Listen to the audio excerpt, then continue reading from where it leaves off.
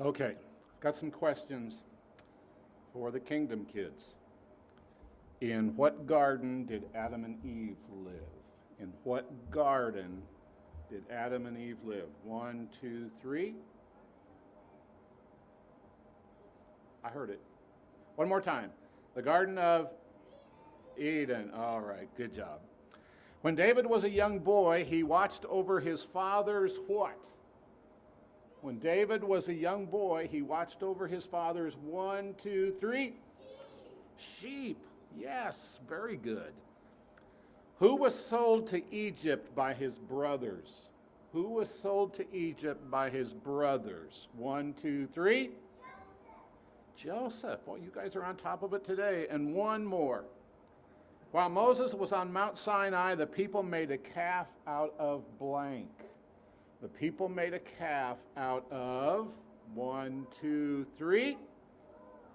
Gold. They made a calf out of gold, and they worshiped that calf.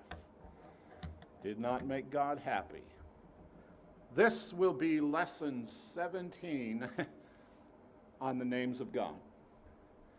I guess I just cannot quite express to you what this has meant to me to give myself to study these things, and I hope that you have found it so as well. And the first lesson we gave in this series was how we can never really know God. And we can't. But we can comprehend him more fully. And that's been our desire in these lessons, is to create a more complete picture of our God. Today we're going to end with Jehovah Rohi. Jehovah Rohi. And what that one means is Jehovah is shepherd. The Lord as our shepherd. This last name that we're looking at, I think, is really the embodiment of every other name.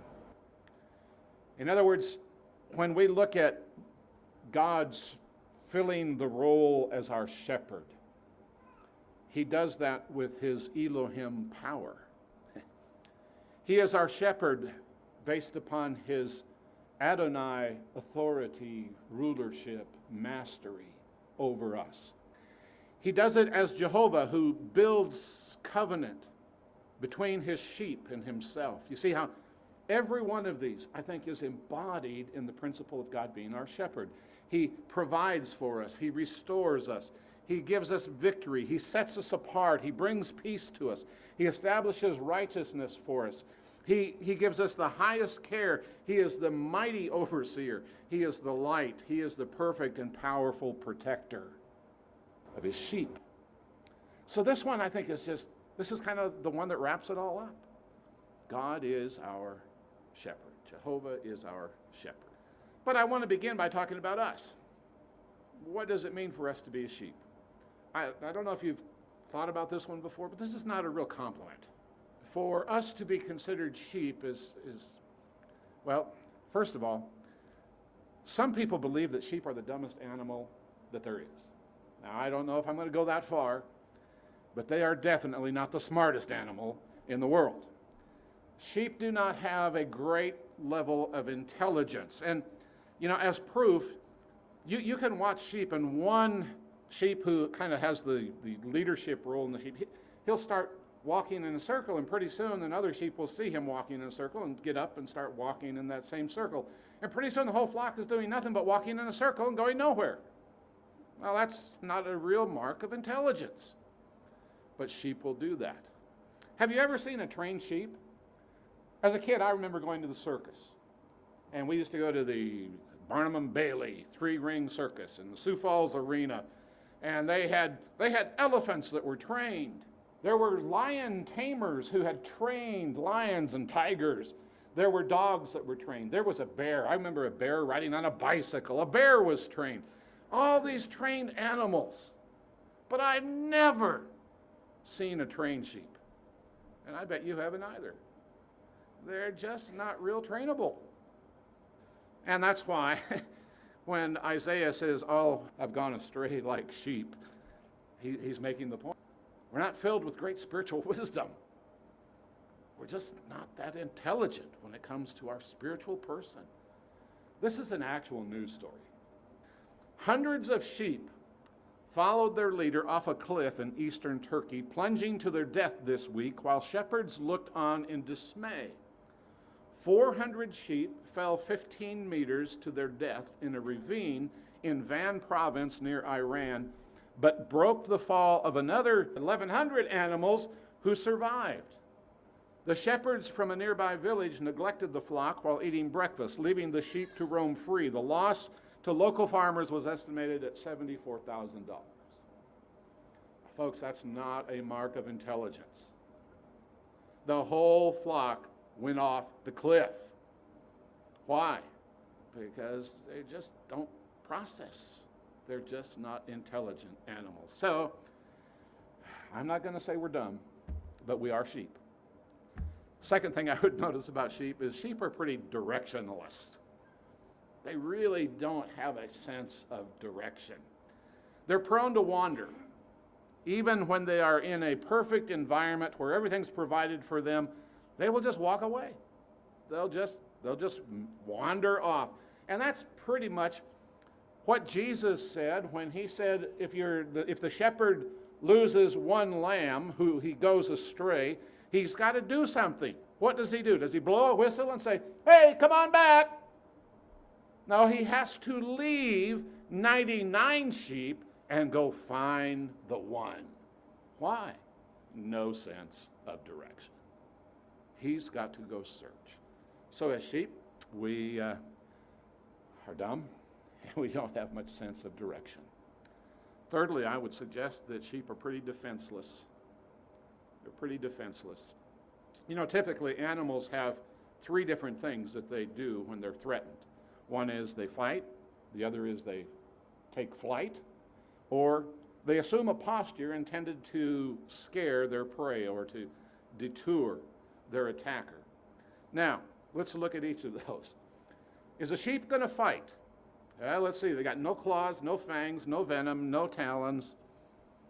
Fighting is not going to be their strong suit. Is a sheep going to run? Well, they can run, but they're not exceedingly fast.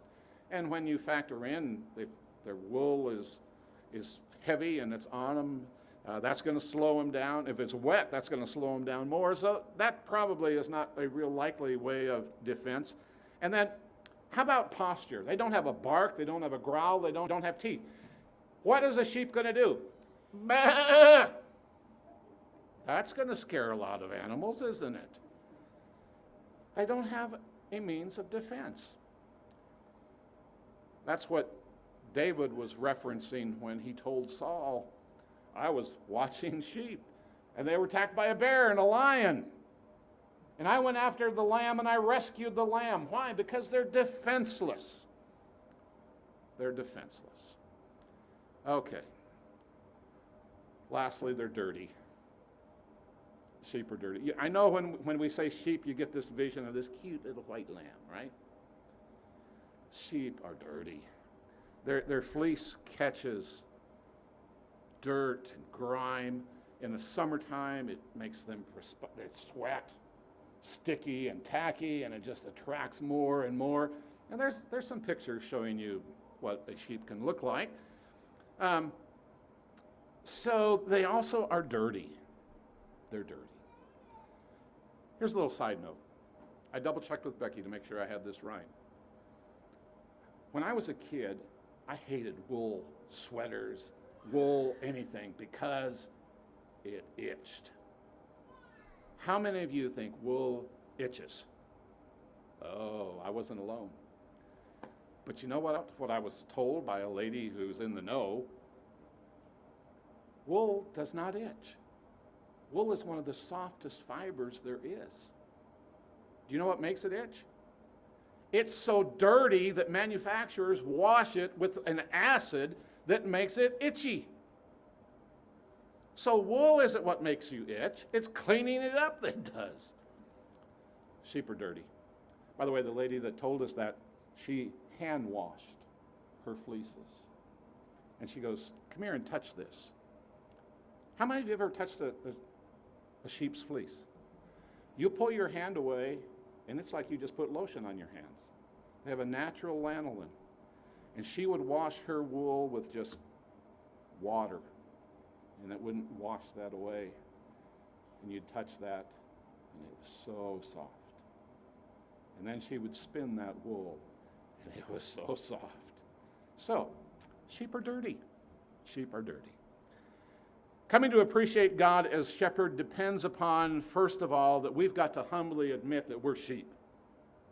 We are dumb, we're directionless, we are dirty, and we're defenseless. And that's what presents the need for us to have a shepherd. Paul will refer to the heathens who are led to dumb idols in 1 Corinthians chapter 12 and verse 2. Jesus said, I came to seek and to save that which was lost. What? Because we can't find our way home. We were directionless. Peter will say that the devil is this lion who is seeking to devour. We're defenseless.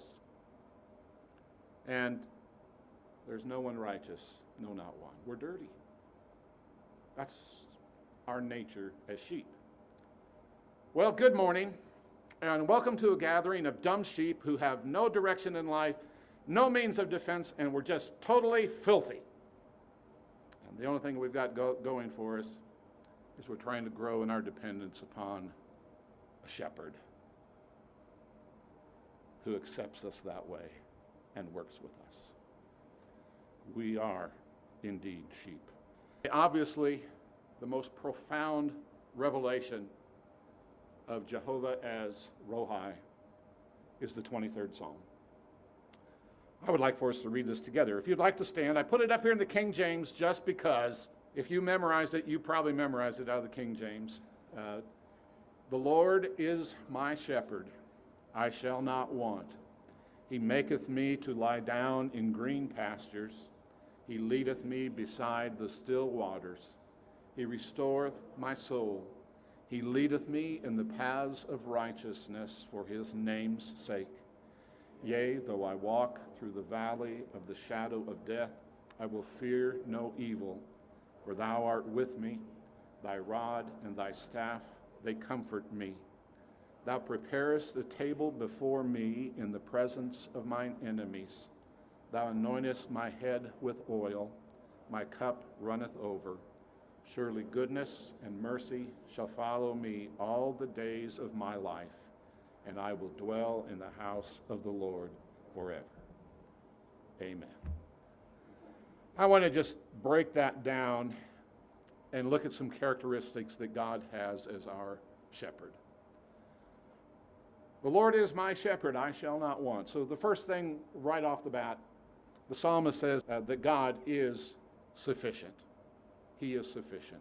The Lord is. I love the fact that it's, that's the word that he uses. Because the I am is, right? It's not was, it is. And so the psalmist begins here, the Lord is my shepherd. He is. Not was, not will be, but right now, he is my shepherd. I also love, he's my shepherd. Typically, we might think of a shepherd as having a flock of sheep, which is usually right. That's not how the psalmist is viewing this. This is a personal sufficiency that he has because of the shepherd. So the Lord is my shepherd. Jehovah Rohi is my sufficiency. He is also, secondly, my satisfaction. He maketh me to lie down in green pastures. He leadeth me beside still waters. He restoreth my soul. He is my satisfaction. When one loses their spiritual fire, Jehovah Rohi has the means and the method of restoration. He is the one who can bring us to a satisfaction again. He makes me to lie down. He makes me to lie down. If you're a parent, you understand some of what that means. You probably, at some time or another, had to make a toddler lie down. May not have been an easy task, but you had to engage in that. You had to make them lie down. I was preaching one time, and there was a mother who was distraught with the behavior of her young toddler son and decided that she needed to leave the assembly and take care of matters. And so she got up and started to walk away, to which the young boy who was known to speak his mind loudly as he was leaving the auditorium on several occasions, but the young boy spoke up loudly and he goes, "I am not crabby, I'm tired." And so the whole church heard that. And that became a favorite saying at our house. When somebody was really crabby, we just say, "Oh, we're not crabby, we're tired. Guess you need to go lay down." God makes me lie down. He knows when I'm not crabby, I'm tired. He knows when I'm not spiritually weak, I'm tired. And he makes us lie down. He provides opportunities for us to water our parched spirits. He also restores my dumb, directionless, defenseless, and dirty self. God satisfies. God also is the sovereign. He leadeth me in the paths of righteousness for his name's sake. And so here the psalmist says he's the sovereign one who makes me righteous for his sake, because I'm his sheep. So he restores me to that righteousness. Once the soul is refreshed and restored, it still needs to be directed on the correct path. Because Jehovah Rohi is also Jehovah Tsidkenu, it is honoring to his name to provide direction for our righteous walk. As a shepherd, the Lord is also our security. Yea, though I walk through the valley of the shadow of death, I will fear no evil, for thou art with me, thy rod and thy staff, they comfort me. The rod was typically a means of protection against predators. It was designed to defend the sheep, but it was also designed to move a stubborn sheep. It was also used to count and to inspect the sheep, to separate them quickly. And then the staff, obviously, is that with the curve in it, was designed to, if you needed to, you could put it around the neck of a grown animal. And remember, I said earlier, they're not real fast. So a shepherd could get close enough and use that and catch a sheep rather quickly. Also utilized to rescue lambs who had gotten themselves into a predicament. They could actually lift up the entire animal with that staff. And the psalmist says, the rod and the staff, they comfort me, because I have someone who's going to protect me, but also someone who's going to discipline me. And Hebrews chapter 12 lets us know that God disciplines those that he loves. Jehovah Rohi has the implements that create sheep security, so his sheep can walk through the valley of the shadow of death securely. You know, there's an expression, being afraid of your own shadow. You heard that? It's just describing fear, I guess, being afraid of your own shadow. Has anybody here ever been hurt by a shadow? Anybody? Becky doesn't like to walk on O Street because of the traffic. So when we do our walking, we usually don't cross O Street or go up and down any of the sidewalks there. Because those cars are really cooking down that road. And there have been times when we were on O Street and like a semi passes, and you get this huge shadow, and it just comes over you. And you know what? It hasn't hurt me once. The shadow has never hurt me. And the psalmist said, you know what? I can walk through any shadow. And why is everything a shadow? Because I've got a shepherd. Because I have a shepherd, I can walk through the shadow and not have any fear. The fifth thing that I would notice that Jehovah Rohi is our safety. He prepares a table before me in the presence of my enemies. Thou anointest my head with oil, my cup runneth over. Notice in the psalm, there's a change right at this point. Before this, the psalmist has been recording things about the shepherd. Now he's directly discussing to the shepherd. So it's like he's described all these things, and all of a sudden his heart just goes, oh man, this is so powerful, this is so good. Now I just need to talk to him a while. I need to talk to the shepherd. I need to tell him some of these things. So Jehovah Rohi prepares a table. One of the things that I read in researching was that it was not uncommon, for some reason, if there was a sheep that was malnourished and they were at a particular place and the shepherd felt like that sheep really needed the benefit of something that was available for it, it wasn't uncommon for them to create what was called a shepherd's table. And they would take their rod, lay their rod one way, lay the staff another way, lay their coat this way, and put the sheep in the middle, and then the shepherd himself would lie right here.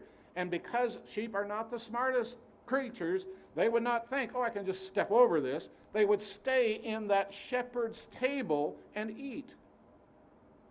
And the psalmist says, you know what, Lord, that's how you are with me.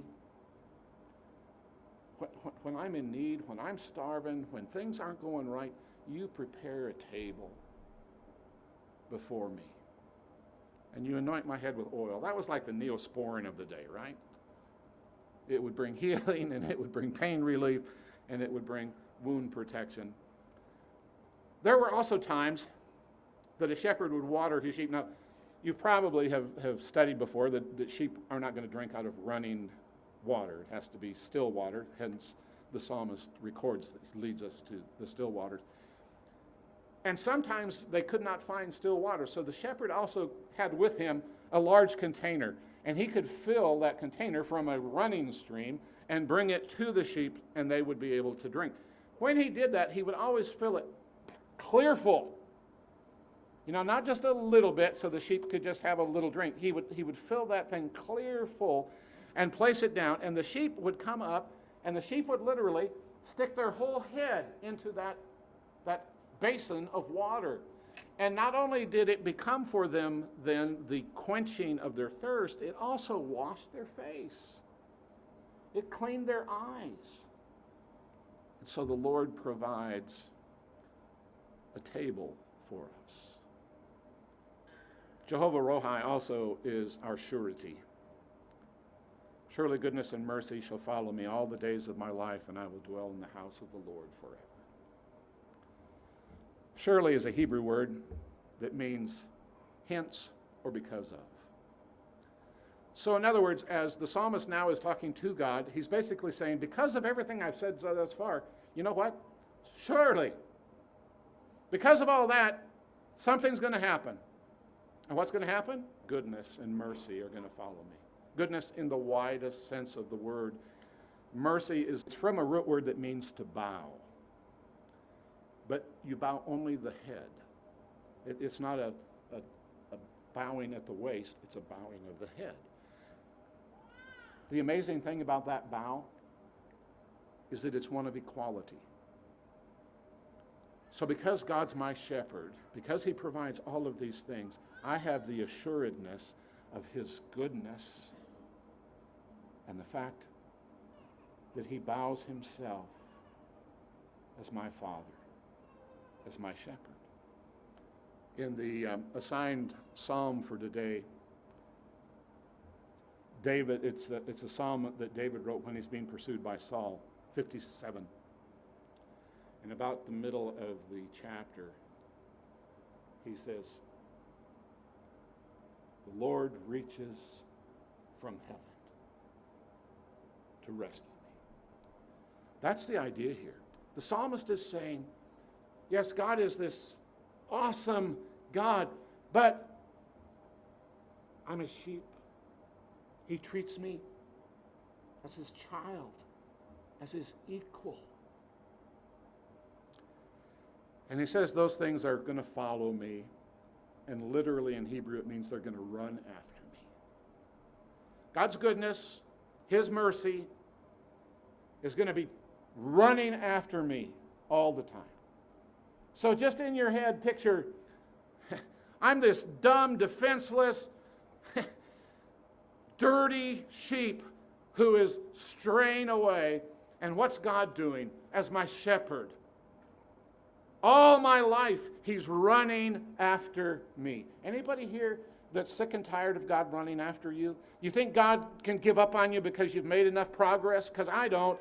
God runs after me. Amen. Runs after you. The power of this psalm. And then he says, I'll dwell. I'll be able to sit down. I'll be able to sit down. What's interesting is in the Hebrew, this word was actually applied and referred to the settling state of being married. Just that kind of togetherness, that kind of comfort. It represents a settling, constant joy for a sheep that's living under Jehovah's care. Sufficiency, satisfaction, sovereignty, security, safety, and surety. Those are the benefits that I enjoy as a sheep under the shepherdhood of Jehovah Rohi. But how does that all get accomplished? The workings of Jehovah Rohi as shepherd are accomplished through Jesus Christ. Just look at how this all just unfolds so plainly and so beautifully. God is the shepherd. Jesus comes in John chapter 10, he calls himself the good shepherd. So God as shepherd sent his son, Jesus, as shepherd. And Jesus explains that the Father knows me and I know him. He's the shepherd, I'm the shepherd. We both have this position. We both have this same goal, this objective in helping the sheep. Here's specifically what he says. I am the good shepherd. I know my own sheep, and they know me as the Father knows me, and I know the Father. I lay down my life for the sheep. In other words, deity is saying, we are your shepherd. And Jesus says, I'm here as the good shepherd, and I'm ready to lay down my life for the benefit of the sheep. Prior to that statement, Jesus has said that he was the door or the gate, depending on your translation, for the sheep. That he is the place of entering into the care of Jehovah Rohi. If you want eternal God, Jehovah God, to be your shepherd, you have to come through the good shepherd's door or gate in order to receive that benefit. But the sheep has to enter. So Jesus said again, I assure you, I am the door of the sheep. I am the door. If anyone enters by me, he will be saved, and he will come in and go out and find pasture. A thief comes only to steal and to kill and to destroy. I have come that they may have life and have it in abundance. I am the good shepherd. The good shepherd lays down his life for his sheep. But the sheep have to enter.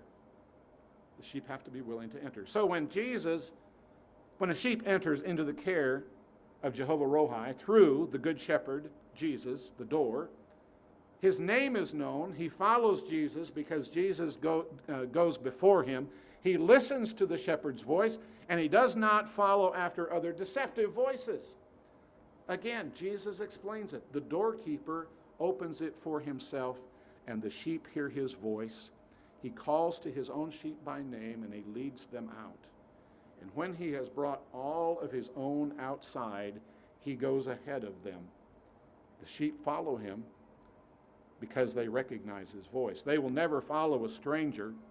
Instead, they will run away from him because they don't recognize the voice of a stranger. Jesus says, I'm the good shepherd. You've got to come in through the door so that I can be your good shepherd. And if you do that, then I'll lead you. You can follow. You'll find pasture. You want to have Jehovah Rohi as your shepherd? We need to enter through Jesus for the shepherd's salvation. Jesus said that's the way it all works. He will direct you to a safe pasture. He will feed you. He will travel ahead of you. You know what? When you belong to God, when you are a sheep who's come into the fold of the good shepherd, you never go anywhere but what Jesus hasn't already been there. That's what that means. He is the shepherd who is going ahead of you. Does that not bring you confidence and hope and all of the things that we just looked at? Security, all the safety that's involved. Jesus always has gone ahead of me. And he will provide the only voice that I need to listen to. There will be other voices. They'll scream, but there'll be deceptive voices who don't give their life for the sheep. But Jesus has. So we end our examination of the names of God with one that I think embodies everything that God is, shepherd. If you're not one of his sheep and you understand what you need to do to accomplish that, we have everything here to get that done. We have warm water, we have clothes you can put on. You can confess, as Joe mentioned this morning, to this group that you want him to be your Savior. And based upon your belief in him as the Son of God, we can bury your sinful person, that dirty sheep, so that you come forth as one who's under the shepherd, the great shepherd and the good shepherd.